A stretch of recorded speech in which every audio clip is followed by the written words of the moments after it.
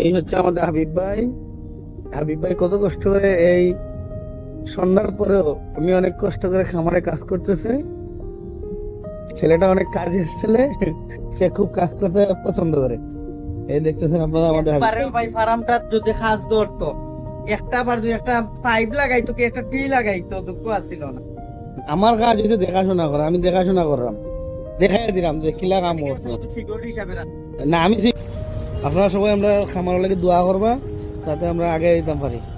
আর ইনশাআল্লাহ যদি কোনো ধরনের ফিশ লাগে, অ্যাকোয়ারিয়ামের যত ধরনের রঙিন ফিশগুলো আমরা এখানে পাই দিবা।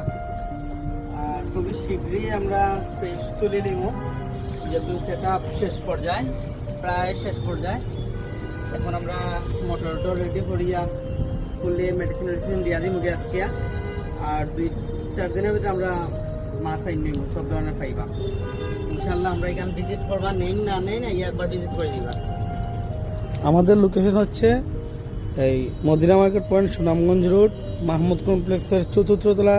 মানে এটা হচ্ছে ছাদের মধ্যে, বিশাল বড় ছাদ, এটা অনেক বড় একটা ছাদ। এই ছাদের মধ্যে আমরা প্রজেক্ট শুরু করছি।